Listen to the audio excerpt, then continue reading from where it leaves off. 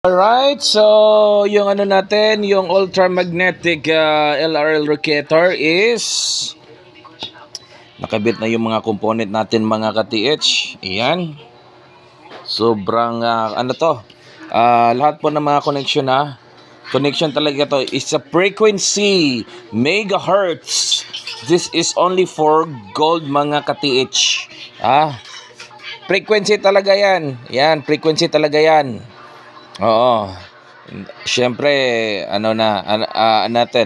kailangan talaga natin na frequency. Ito mga ka-TH, itong malaking wire na ito yung connector sa sa sensor. Ito sensor to. Yan. 'Di ba? Hindi lang mga sounds lang.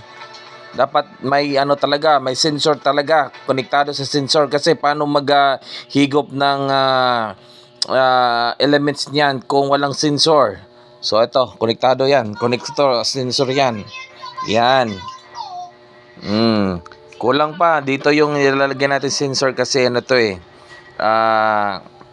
may to siya, may LRL to siya.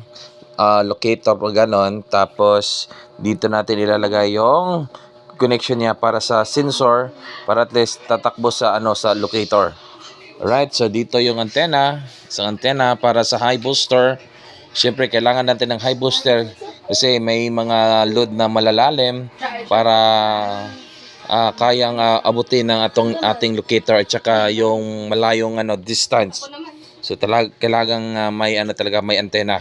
So lahat ng mga antenna natin mga ka-TH is naka-connect talaga yan.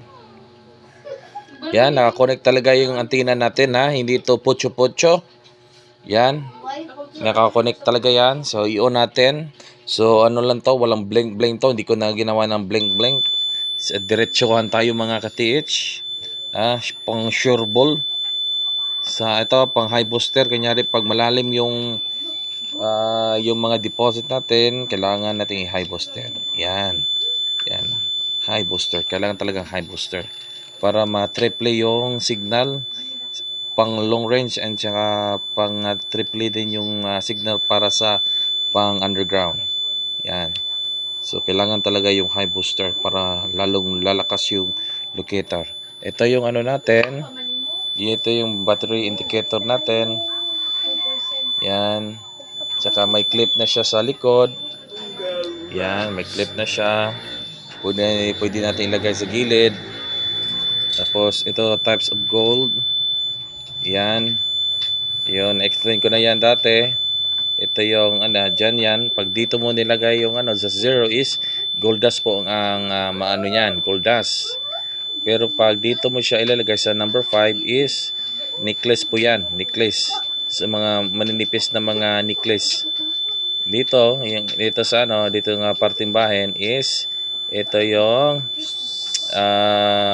gold ring, tapos dito sa part na to dito yung gold coins, tapos dito sa parting to ito yung mga gold bar like 2 kilos and 4 kilos. Yan, dito yung 6.2, dalawang 6.2, yan, dalawang 6.2 po yan. Dito yung yung sandwich type na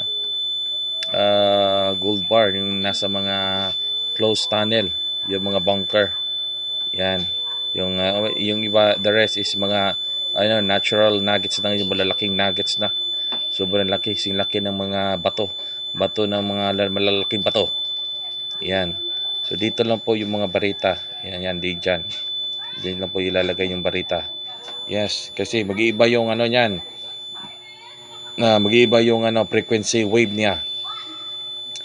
Okay, so mag-iiba yung frequency wave. The more nga tataas siya, the more yung nag-a-adjust yung frequency wave, kaya nasasapol natin yung mga iba't ibang klase ng mga metals, iba't ibang klase ng mga size ng mga gold bar.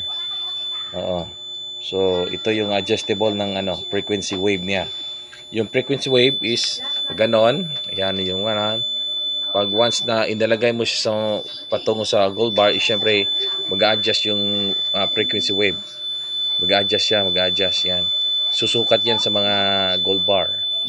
So, yan po, ito yung purpose nito. Kaya Kaya nasasapol natin yung mga gold bars. Alright, so ayan. Konti na lang. Hinihintay ko pa yung isang order na darating. So pwede natin matry natin to. At saka yung mga gusto mag-order, gusto magpa-deliver, pwede kayo mag-message sa akin. Let's go!